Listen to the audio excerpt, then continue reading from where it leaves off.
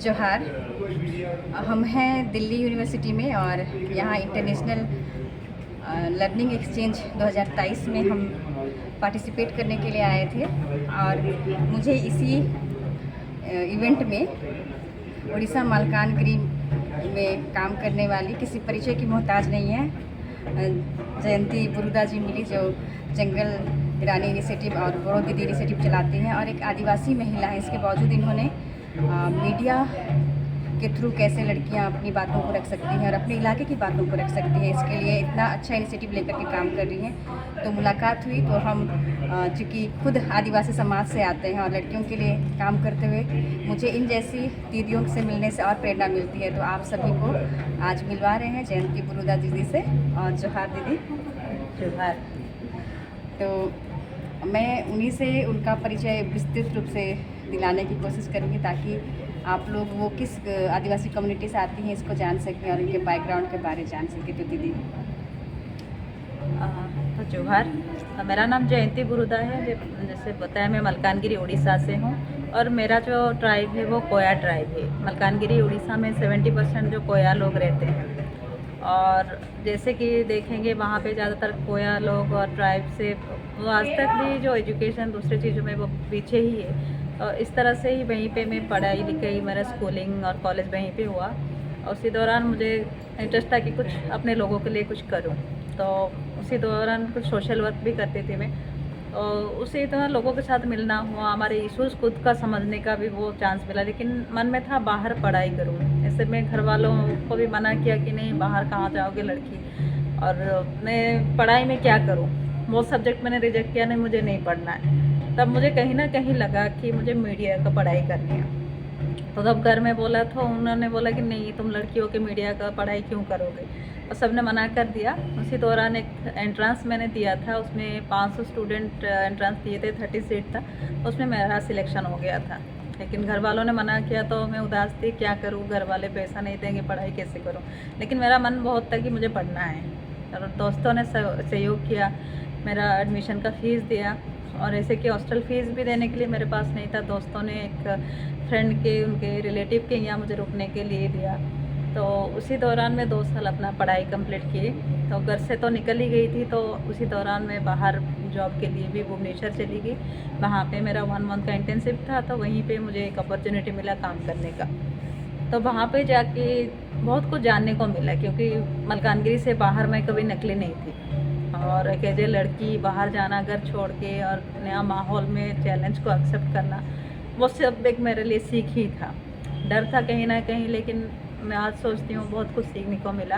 कुछ अच्छे लोग मिले जो मुझे गाइड किए कि कैसे मैं क्या कर सकती हूँ, लोगों के साथ जुड़ने लगी, तो जो कि मुझे काम करने के लिए मदद किया। लेकिन मेरा मन यही था कि मैं वहाँ से कैसे निकल के आऊँ, मलकानगिरी में काम करूँ, क्योंकि मुझे पता था मलकानगिरी में जो इश्यूज़ हैं, मेरे जैसे कितने लड़कियां हैं, उनके लिए आवाज़ बनना था मुझे।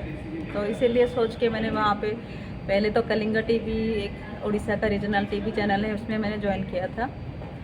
तो उसके बाद वहाँ पे 6 महीने काम करने के बाद मुझे लगा नहीं, मुझे अपने गांव में जाके काम करना चाहिए। बहुत ही इशूज़ है जिन्हें मुझे आगे लाना है। उसी सोच से मैंने ऑफिस में बात करके फिर मलकानगिरी आ गई। तो वहाँ पे जब काम करने शुरू की, छोटा एक ज़िला है, लोगों की माइंडसेट आपको पता होगा, और सारे पुरुष हैं वहाँ पे, मैं अकेली महिला काम करना और कोई अलग अलग बातें बोलने लगे। तो वो सारी चीज़ें मुझे डर भी लगा कि मैं क्यों पढ़ाई किया, क्यों कर रही हूँ, कि बहुत सारे बातें कि आप लड़की हो, क्यों आए, ये 2 दिन करेगी छोड़ देगी, रिक्स है, लड़कियाँ क्यों करते हैं, ऐसे बहुत सारे बातें आने लगी। लेकिन मुझे कहीं ना कहीं लगा नहीं, छोड़ने की भी कोशिश की, लेकिन नहीं, फिर लगा ये तो मेरे लिए चैलेंज है, मुझे इसको जीतना पड़ेगा। अगर मैं आज ये पीछे चली जाऊंगी तो मेरी जैसी कोई लड़की नहीं आ पाएगी, और इसीलिए मैंने फिर से नहीं, मुझे करना है। उसी दौरान मैं करती गई, तो वो चैलेंजेस था। उसी दौरान मैंने NWMI network of women media India का एक फेलोशिप मुझे मिला, तो मुझे बहुत बड़ा सपोर्ट मिला। मुझे कि मेरा खुद का लैपटॉप नहीं था, खुद का कैमरा नहीं था, उन्होंने मुझे सहयोग किया।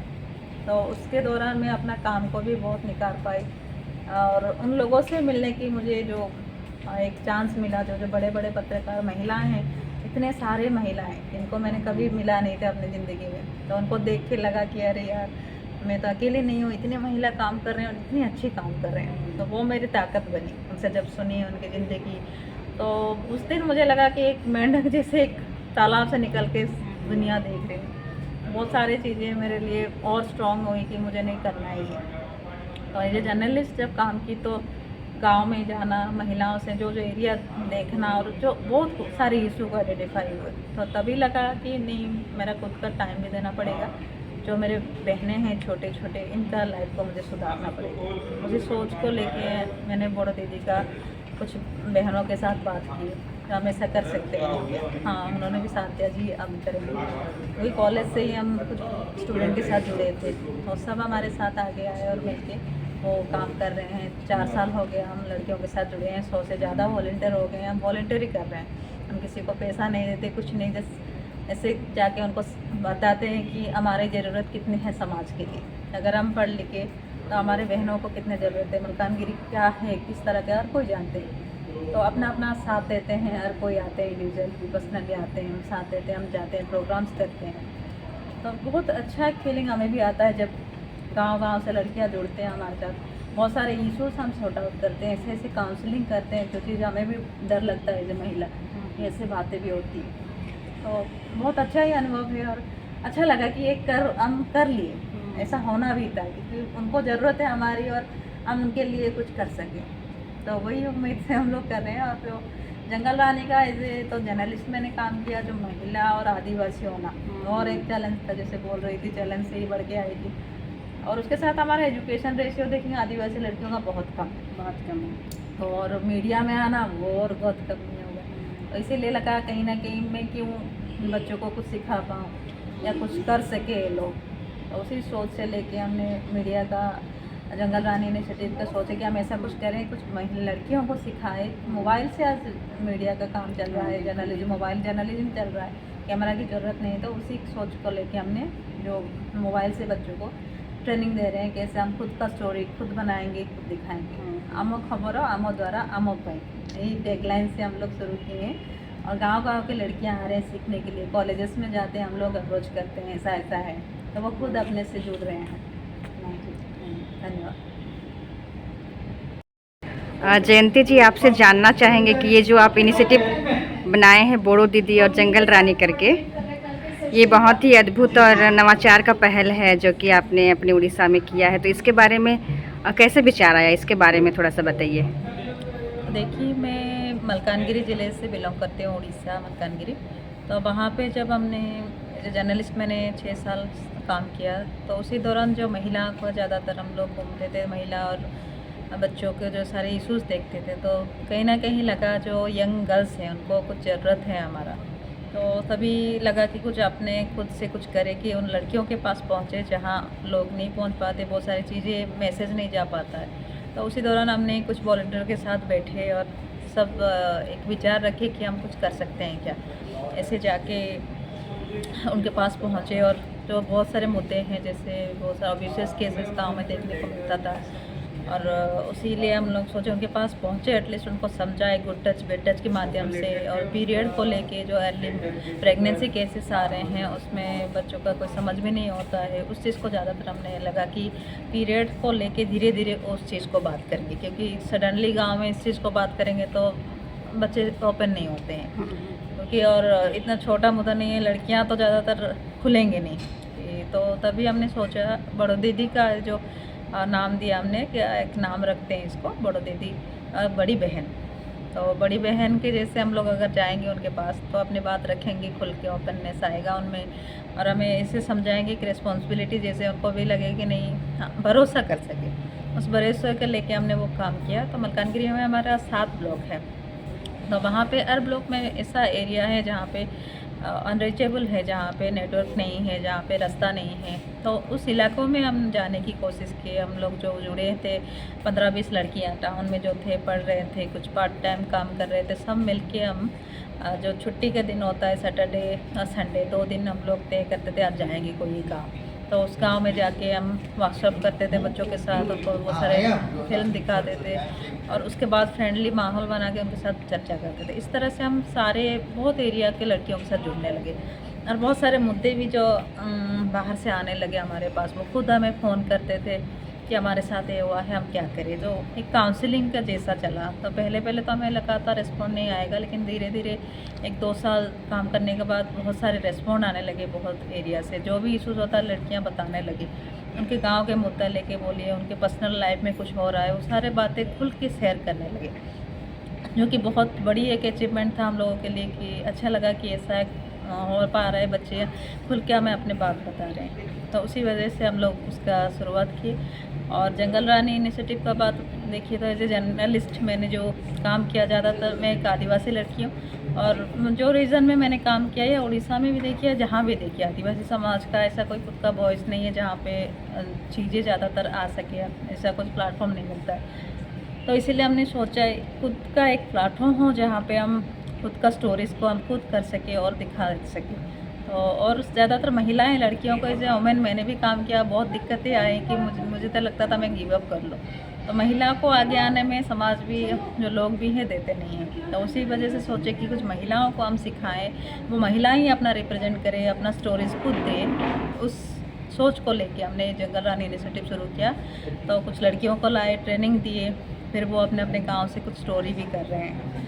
तो बहुत अच्छा ही चल रहा है, बच्चे में इंटरेस्ट है। अभी तक तो रजिस्ट्रेशन कर रहे हैं, आ रहे हैं, 3-4 हमारा सेशन ख़त्म हो चुका है, और बहुत अच्छी स्टोरीज़ आ रहे हैं। ऐसे ऐसे जगहों से आ रहे हैं जहाँ का लड़कियाँ ज़्यादा पढ़ी लिखी नहीं हैं और बहुत इशूज़ है, ऐसे गाँव के लड़कियाँ कुछ करने की कोशिश कर रहे हैं, जो कि उनकी स्टोरीज़, उनके फिल्म देखेंगे तो आपको भी पता चलेगा कि ज़रूरत है और वो भी चाहते हैं ये सब करने के लिए।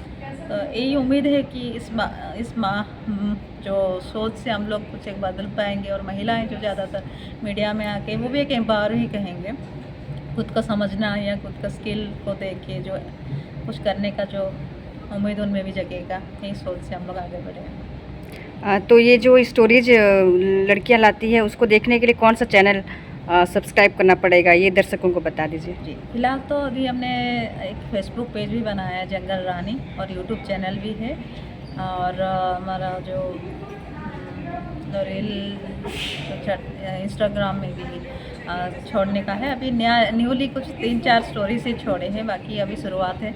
कुछ फेसबुक में ज़्यादा कुछ स्टोरीज छोड़े हैं। ठीक है, शुक्रिया।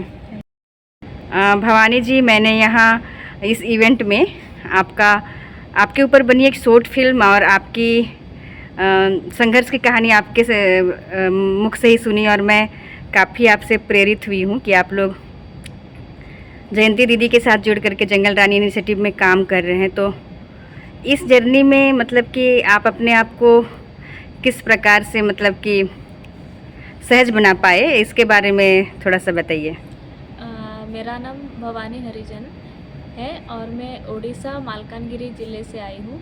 और मालकानगिरी एक छोटा शहर है जहाँ पे बहुत सारी लड़कियाँ हैं, और सारी लड़कियाँ मिलके ही आज हम यहाँ पे पहुँच पाए हैं, नहीं तो मैं खुद अकेली कभी नहीं कर पाती।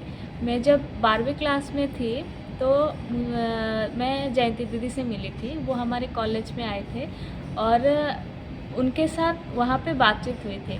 बहुत सारे लड़कियाँ थे, लेकिन उनकी एक बात ना मुझे बहुत ही ज़्यादा पसंद आई वहाँ पे। उन्होंने एक लाइन बोले वहाँ पे कि कभी भी भीड़ पे मत रहना, भीड़ में खुद का एक परिचय बनाना होता है। ये लाइन जब मैं उनके मुंह से सुनी तो मुझे बहुत ही अच्छा लगा और मैं उनके साथ जुड़ी थी। और कुछ टाइम के बाद बातचीत होने के बाद उन्होंने एक बड़ो दीदी प्रोग्राम अरेंज किए थे।